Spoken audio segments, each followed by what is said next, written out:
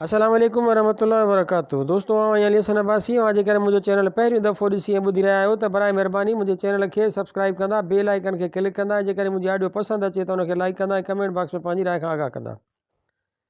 किताब जो नालो आहे ज़िंदगी का मुर्क, मज़ाहिया ऐं तंज़िया कहाणी जो मजमूओ। कहाणीकार ग़ुलाम रसूल कलोड़ो। छपराईंदड़ इदारा आवाज़ अदब हैदराबाद सिंध। छापो पहिरियों नवंबर 1991 ईस्वी। कहाणी आहे शोहरत ऐं मशहूरी।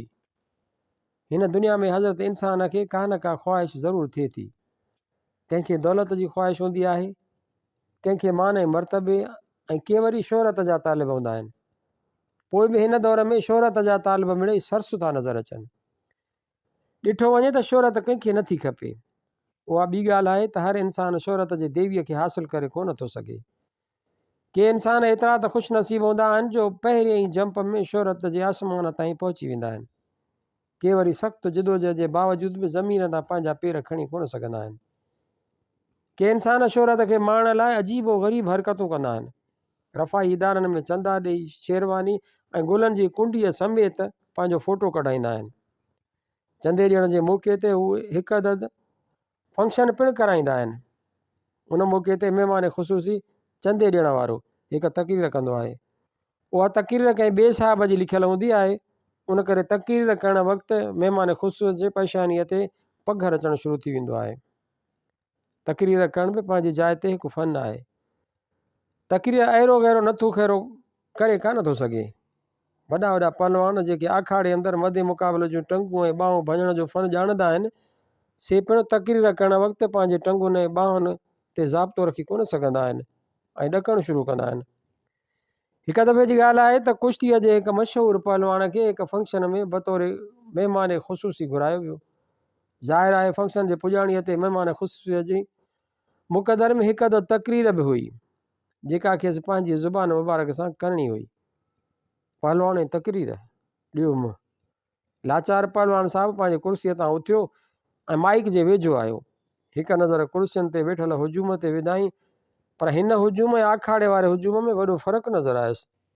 नेठि हिन वात खोलियो, पहिरियों ते पिराओ, बसि। पहलवान साहिब जो एतिरो चवणो संदसि निड़ ते पघर रेला करे वहणु लॻो ऐं पोइ हाज़रीन ऐं नाज़रीन ॾिठो त पहलवान साहिब जा चप बदस्तूर चुरिया पिए, पर उन्हनि मां आवाज़ु कोन थी निकितो। ॼण पुठियां कंहिं टेप रिकार्डर बंदि करे छॾियो हुजे। बसि पोइ त उते वेठल ॿिनि अमरान पहलवान साहिब जे कुल्हनि ऐं ॿाहुनि में हथु विधो ऐं जल्द खेसि पंहिंजी कुर्सीअ ते विहारियाऊंसि। हिन दौर में शोहरत सां गॾु हिकु ॿियो लफ़्ज़ बि आम जाम इस्तेमालु थिए थो ऐं उहो आहे मशहूरी। हिन तरक़ी याफ़्ता दौर में को बि धंधो एसी ताईं कामयाबीअ सां हली नथो सघे जेसी ताईं उनजी मुनासिब मशहूरी नथी कई वञे। जेतिरो कंहिं धंधे जी घणी मशहूरी कबी ओतिरो उन में वधीक कमाइबो।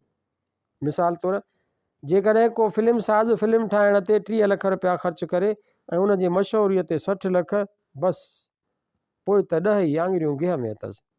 उन फिल्म ते एतिरी तरश थींदी जो सिनेमा जो मालिक कमाईअ जे जोश में पंहिंजे सिनेमा जा दरियूं भञाइण में देरि ई कोन कंदो। मशहूरीअ जा बि कई क़िस्म थियनि। उन लाइ अख़बारुनि, रिसालनि, इश्तिहारनि, रेडियो, टीवी ऐं सिनेमा जा दरवाज़ा हर धंधोड़ीअ लाइ खुलियल रहनि था। मशहूरी कहिड़े बि क़िस्म जी हुजे, औरत खे उन में मरकज़ी हैसियत हासिलु रहे थी। मशहूरी कंहिं साइकिल जी हुजे या कंहिं स्कूटर या कार जी, औरत खे उन में ज़रूरु शामिलु करिणो पवंदो। अहिड़ीअ रीति साबुण, पाउडर ऐं सिलाई मशीन जी मशहूरीअ सां बि औरत जो निहायती गहिरो तालुक़ु आहे। हिते कुझु अहिड़ियुनि मशहूरियुनि जा नमूना पेश कजनि था जिन में औरत खे मुख्य हैसियत हासिलु आहे। साबुण जी मशहूरी रेडियो ते। हिकु औरत रू रू कंदी आहिस्ते ॻाईंदी गुसल खाने में दाख़िल थिए थी। फ़र्क़ु साफ़ ज़ाहिर आहे, उते उहा कपिड़ा कान धोईंदी बल्कि तड़ करण जो मूड अथसि। पोइ नलको खुले थो ऐं जिस्म ते पाणी किरण जो आवाज़ु अचे थो। आख़िर में तड़ मुकमल थिए थो ऐं औरत हिकु दिलकश अंदाज़ में चवे थी, आहा, तड़ करण जो मज़ो अची वियो। पोइ रेडियो तां उन दिलचस्प साबुण जो नालो ॿुधायो वञे थो जंहिंजे तुफ़ैल उन औरत एतिरो मज़ेदार तड़ कयो। ब्लेड जी मशहूरी हिकु रिसाले में। खंजर शाह ब्लेड इस्तेमालु करण सां मर्द साफ़ ऐं सुहिणा लॻंदा आहिनि। हिकु औरत जो ख़्यालु। हिकिड़े ॾाढियो ऐं मुकमिल क्लीन शेव मर्द ॾाढीअ वारे मर्द खां वाक़ई ख़ूबसूरत लॻंदो आहे। शायदि उन करे ई क्लीन शेव मर्द ऐं औरत में घणी हिकु जहिड़ाई हूंदी आहे। ॿियूं मशहूरियूं, जेकॾहिं कंहिं स्कूटर जी मशहूरी कराइणी हुजे त इश्तिहार वारी तस्वीर में मर्द खे स्कूटर जी अॻिए सीट ते ऐं औरत खे मर्द जे पोयां स्कूटर जे पोयां न विहारणु घुरिजे। औरत खे पंहिंजी हिकु ॿांह वकड़ ॾेई मर्द जी चेल में विझणु घुरिजे, स्कूटर जी चेल में न, जो स्कूटर खे चेल कान थिए। इन तरह मर्द स्कूटर तां किरण खां बची सघंदो। जेकॾहिं मशहूरी कंहिं कार जी कराइणी हुजे त इश्तिहार वारी तस्वीर में औरत खे कार जी अॻिए सीट ते वेठल ॾेखारिजे ऐं मर्द खे पोईं सीट ते वेठल ॾेखारिजे।